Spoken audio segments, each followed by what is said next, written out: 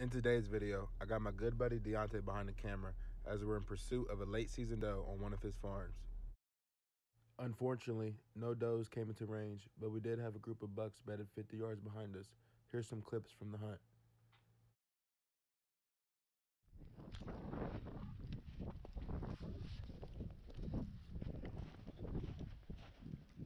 Late season, snow.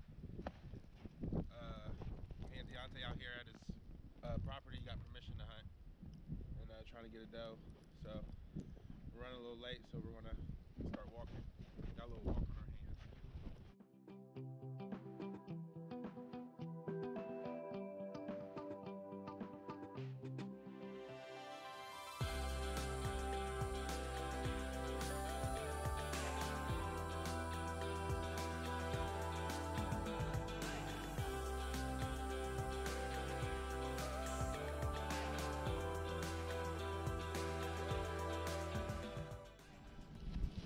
So we just got up in the stand, got everything ready to find.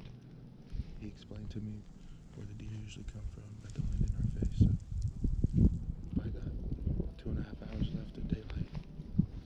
It's snowing right now, so deer should be hitting the fields.